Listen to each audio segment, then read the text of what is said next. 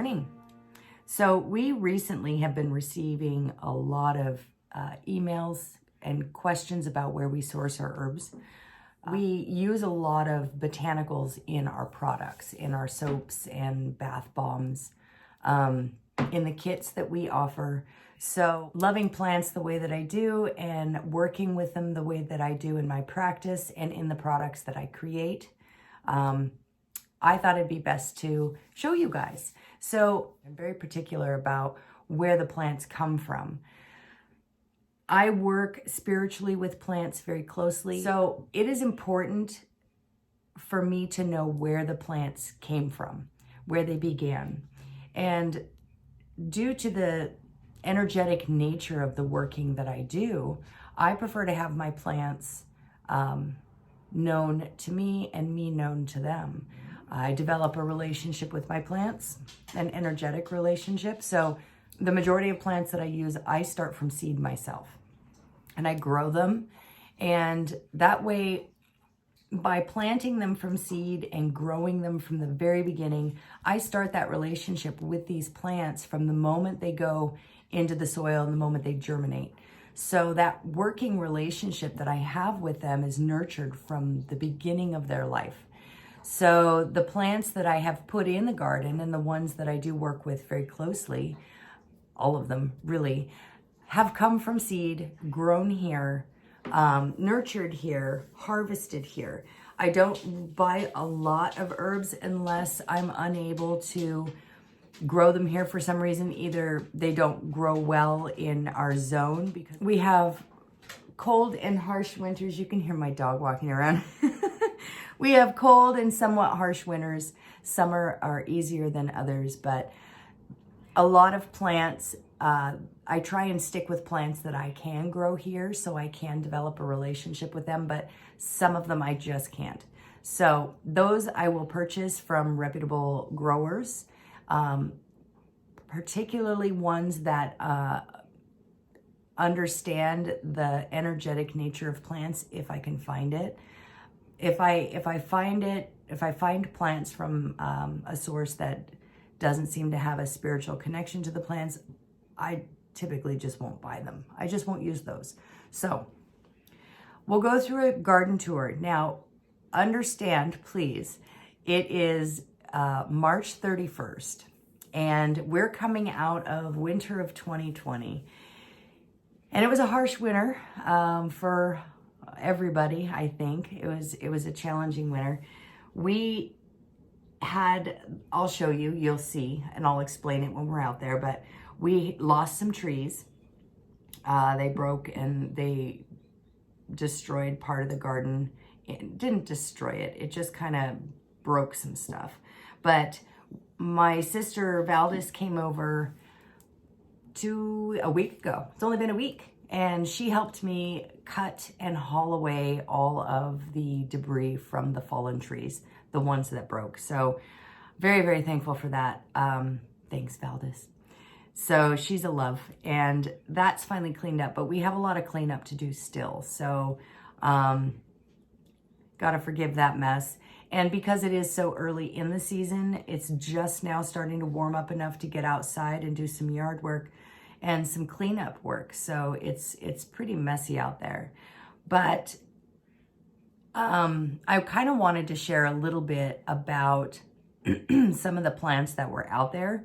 This is going to be just kind of touching on some basics. I'm not going to go into full detail about the uses of the plants, which I will in later videos, but that's what this one is about. It's just an introduction to the garden itself. And I'm going to try and keep it as short as possible, but I can be long-winded, so we'll see. In the meantime, I'm going to drink a little more of my coffee. Anyways, cover my head, put on some warmer clothes, and we'll go out and we'll take a look at the garden in just a moment.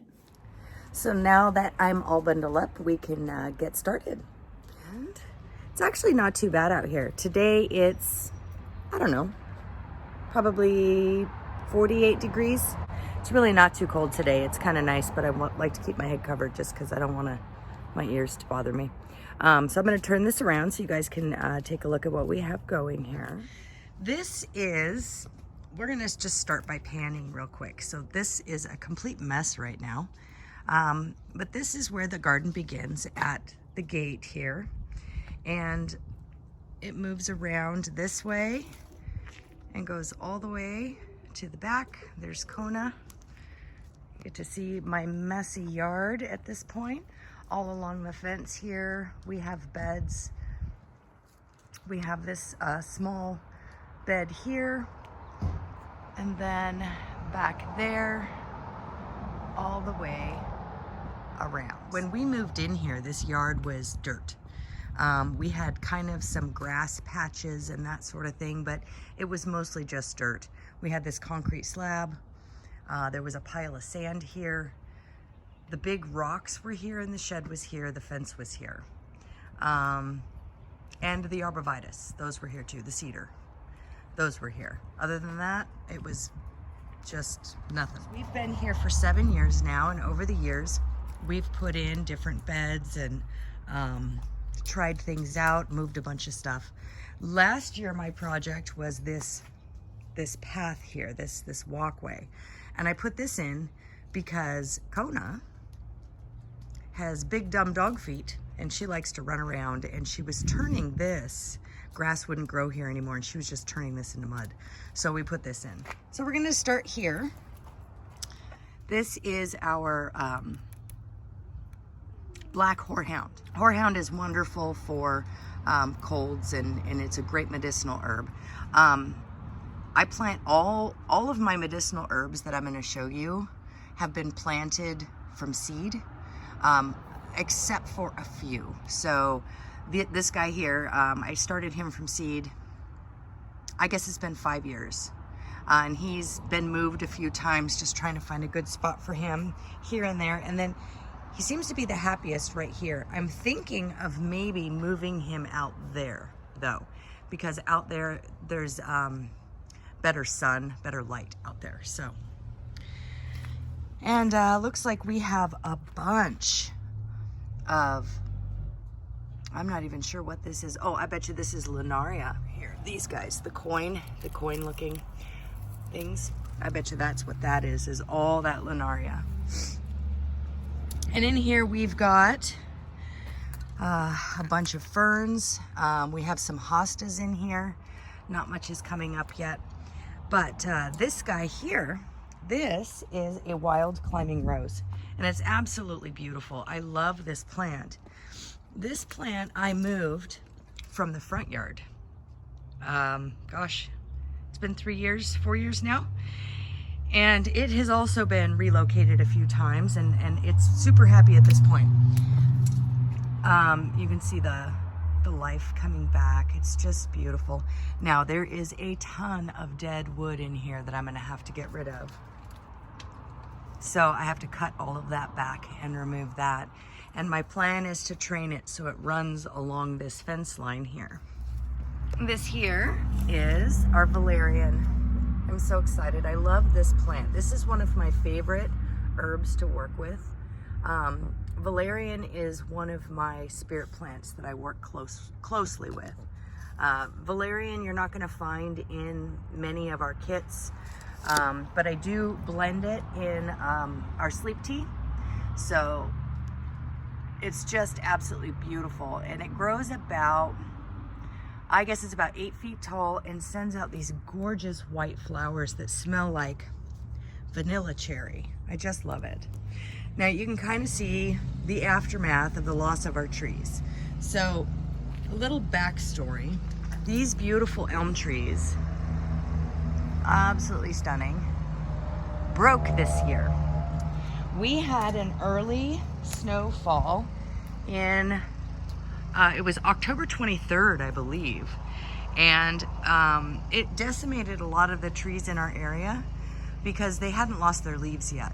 So the snow fell, it fell heavy, and it broke a lot of trees.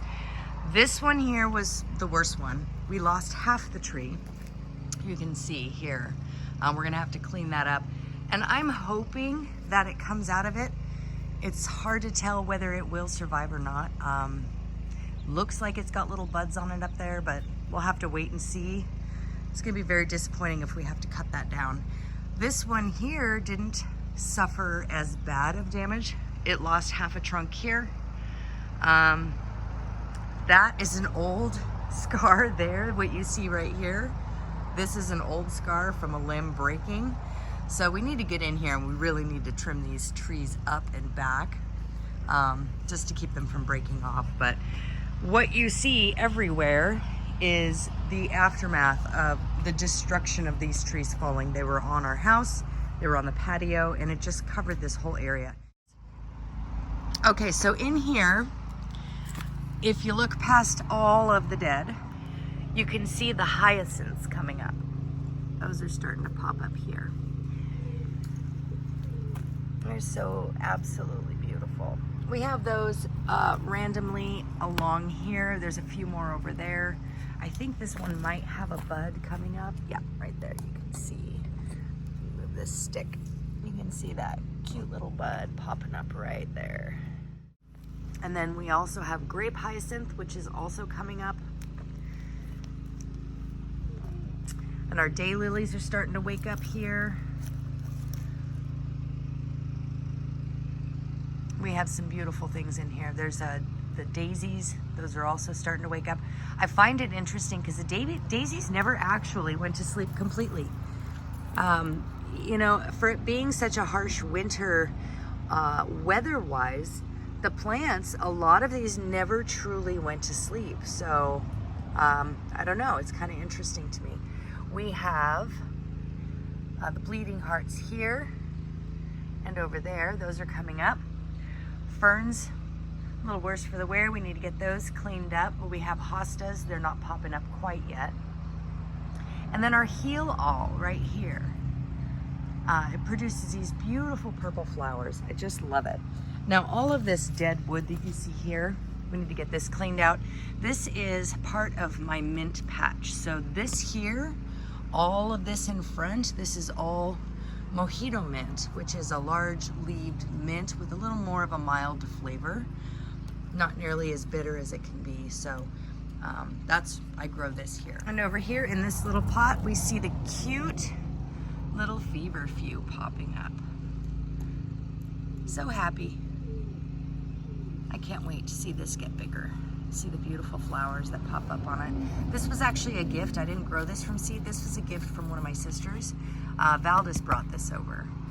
So I absolutely love it and I can't wait. I haven't had a lot of luck, honestly. I haven't had a lot of luck growing feverfew from seed. So I'm excited to see this guy grow. And over here, tucked in this corner behind this cool log, is bulb fennel. Now, it's starting to wake up, and as it grows, and when it's at this really tiny stage, all of the new life, it's so beautiful. It's this beautiful purple color. I just absolutely love it. Sorry, my hand was in the way. But it's popping up here, and it gets really tall. So the fennel around here gets probably about 8 feet tall, sends out beautiful umbrels of flowers, which reach even higher. So I'm thinking probably closer to 10 or 11 feet. So we're gonna turn over here. Oh, right here. So this is one that I haven't cleaned up yet. This is lemon verbena. Now it's just a tiny little accent plant that I placed in here. I grew one lemon verbena from seed. It's the only one that actually made it, and that was probably 5 years ago. Now I've got lemon verbena spread out all over my yard, and I will show you what I'm talking about here in a moment. But this is the lemon verbena that's popping up. Now, when you grow lemon verbena, in the spring, it grows on, it pops up fresh from the soil. Everything, all the aerial parts die back in the winter. So when you come out here, it's pretty super simple to clean it up. You just come along, you grab all of the dead sticks gently so you don't pull the plant out, and you cut them all off, okay?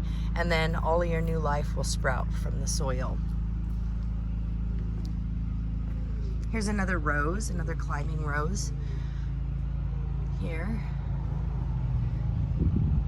Now this one here kind of suffered last year. It was stunted a bit. I just put this here where it's another experiment to see how well it does.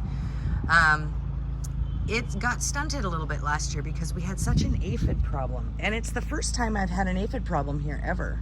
Normally our issue is with earwigs. Okay, so we have some beautiful tulips coming up. Our tulips have been a challenge. We seem to kind of lose them every year. We lose more and more every year anyways. So it's been kind of a challenge there. But we'll see which ones made it this year. I'm gonna have to go out and buy some more tulips because I love them. I think they're absolutely beautiful. But for some reason, I don't know what it is. I think it's, when I dig around, I see that they're half eaten. And I think the squirrels get them, so. This is our beautiful Monarda coming up. It's a gorgeous citrusy scented plant. The Monarda is in a lot of our botanical blends that have that sun citrus scent to it. So the sunny blends or summer scents, they have this plant in there. This plant here sends out, and I'll put a picture in, sends out beautiful red flowers that they attract bees, and the hummingbirds absolutely love it. So this one is kind of early. We have a bunch popping up in here. There's a bunch back there. This whole area used to be a giant, from about here all the way over to about here was a giant Monarda stand. And it has slowly just dissipated. And then I found that I was actually kind of working against myself in the spring, because I was coming out and I was cleaning all of this up, and you know, I'm a little OCD about stuff. So I was trying to get all the wood and all the sticks and everything out of here, which is necessary if you want to keep the earwig population down anyways. But what I was doing was, when I was pulling the Monarda, I was breaking it off instead of cutting it. And the problem with that is the Monarda root system is so shallow that it was just coming right out of the soil. So I was pulling all my plants. It was kind of a bummer. So these here, this is Delphinium. The only reason I know it's here is because all the dead wood is still here. The Delphinium has not woke up yet. Oh, yes it has. Look, look, look, look. One little piece. Grow, little buddy, grow. I don't think we have anything else in here, just that one. Sorry about all the noise. We live on a really noisy road. Our columbine's starting to pop up. Very excited about that. Ugh. Still an obstacle, my goodness. All right, so this over here, all of this that you see, this all needs to be cut back. But this is mint. So this is all ginger mint. All along this front fence line is where I grow my ginger mint. I pulled some of it, but there's a bunch more to pull here still. The ginger mint is found in a lot of blends as well. This is Monk's Hood. She is an absolute stunning beauty. I absolutely love her. She grows about 6 feet tall, about 7 feet tall with her flower stalks. The flower stalks begin developing, I guess she puts out a lot of foliage, and the flower stalks begin developing, I'd say midsummer to late summer, somewhere in there. And then in the fall, she sends out these beautiful purple flowers. She's kind of spreading herself out a little bit. She used to be over in the corner where that rose is, and she just didn't get enough light. So we moved her here, actually there, and she's spreading herself. So she's over here now, and she's there. So I'm so pleased to see her moving around. There's more Monarda here growing out. And you can see the mint starting to wake up too down here. The ginger mint is starting to wake up. Now this rugged looking beaten up plant needs to be cut back, but this is my roux. I grew this roux from seed probably 4 years ago now, And it's starting to put out some new shoots, starting to wake up. It's very happy. I need to cut it back. The challenge with roux is it's a woody plant. So shaping it for me anyways has been somewhat of a challenge. I just kind of let it do its thing because I use it for ritual and for medicinal things, but it's so absolutely stunning. The color, it's a blue-green, it's so pretty, and I love it. And it has a very soapy, citrusy smell to it, so when you brush up against it, it fills the garden with this scent. I love it. So over here, we have our snowball bush. And okay, so there's a funny story behind this guy. The snowball bush I bought it was the first plant I bought when we moved into this house. And it was a bare root snowball bush. And it was, it was in October. No, it was August when we moved in. And so basically it was kind of like at the end of the season of these plants. And when I bought this, it was so sad. It was of course dried out, and I wasn't even sure if it was alive. It was like $13.98, I think, prior to all the markdowns. There was only one left. It was 99 cents, so I bought it. And I planted it, and nothing happened the first year. It didn't even come out of the ground. So I thought it had died. The second year, because I had planted it over here prior to all this fencing and the trees and everything being in here, I planted it against the fence right in the middle over here. Nothing happened. So then I decided to put a garden bed there, a full garden bed. And when I dug it out, it had roots on it. So I was so excited. So I moved it here in 2015. And it's now 2021, and it is beautiful. It bloomed for the first time last year. Very excited about that. All along the fence here are raspberry canes. So all of our raspberry leaves, the dried raspberries that go into our witch balls, the leaves and the bark that go into all of our teas. When you find it in the ingredients of any of our roller balls or ritual oils, that's where the raspberry comes from. This is phlox. The phlox is so beautiful, it's waking up. So this is I can't remember the technical term, the actual name of it, but it's this phlox here too. This one here is white. David phlox, I think is what they call it. And this one here is a beautiful fuchsia pink. Absolutely gorgeous. And it's actually spreading itself. It's kind of spreading out. This is another one of our roses. It's a tiny tea rose. And the flowers are so cute and small, but it puts out a ton of scent. So this one here is yellow. This plant, this rose, actually was a gift to my mom from my husband for Mother's Day 5 years ago. And it was in a tiny little pot, and I put it in the garden. It's still pretty small because it gets shaded by the phlox. I don't want to move it though. It's so happy here part of the time, and I'm afraid to move it because I don't want to disturb the roots again. But the one next to it is a very similar story. I need to cut it back. It's a beautiful deep red, and this was my a Mother's Day gift to my mother-in-law from my husband and I. And so we've got the two moms planted next to each other here. My mom is still with us. However, my mother-in-law passed away in 2017.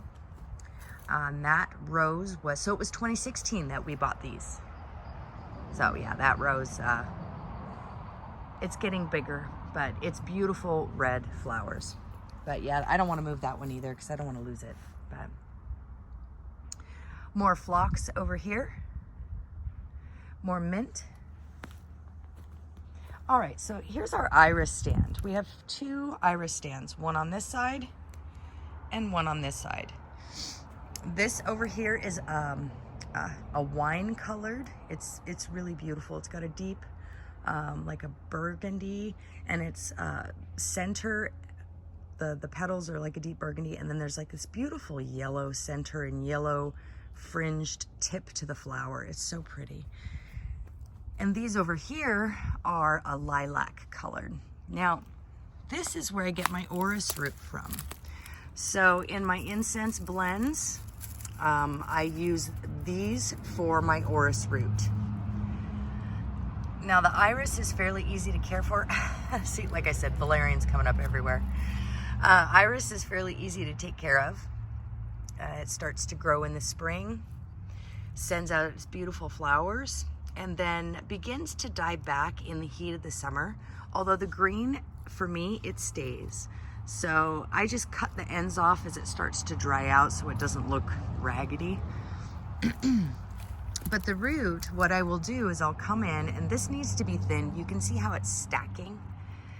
A lot of these roots aren't even touching soil. So I need to come in and I need to thin it out a bit. That way I don't lose some of these roots, these tubers. But I'll pull the tubers and I'll chop them into small little chunks and I'll dry them out. And then I grind them and I put them in my incense. And it has a very earthy, sweet smell to it. This is our purple sage. This is a stunner. She's still kind of half asleep, but this plant here, she puts out the most beautiful flowers, and we moved her. So this was grown from seed in 2012. This was grown from seed in 2012 when we were still in California. And when we came here, it was a single stem, tiny little potted plant, even though it was already 2 years old. Then we put it in the ground and it just took off, and it's so happy. Although we do have a lot of dead wood back here that needs to be cut because we moved it from over there to here. It's more out of the way and it has more space to grow, and I didn't want to keep cutting it and try and make it fit. So I wanted it to have more of a space of its own. But the majority of our sage comes from here. So gosh, I put sage in just about everything just because I love it so much. And it smells, oh, even now, even though it's dormant, it smells so good. Although it is coming out of its dormancy, you can see it's got some new life here. Soft new leaves. And back here, this mess. This mess is black nightshade. There we go. See, it's got little buds coming out. The nightshade family. So this here needs to be tied up. I'm going to tie this up so it'll grow up. It fell this winter along with everything else, but we're going to tie this up. And our raspberries. Our raspberries, I don't know. See, can you see that? Will it focus? It's not going to want to focus. Too much going on in the background. They're starting to pop out. I got these tied up yesterday. So the raspberries that we have, they're so yummy. They grow so well, and this is gorgeous because it's just a canopy and it branches, it arches over this way, and it forms a tunnel. So when I go in here, I'm able to clean and pull weeds and stuff, and the dogs like to lay in there too. But the raspberries are kind of tricky. I learned the hard way when I came out, because prior to the leaves coming out, they look dead. They look like the canes are dead. But these raspberries grow on last year's, the raspberries, it fruits on last year's growth. So these guys here, you want to come out and take a look at the base. So I'll show you.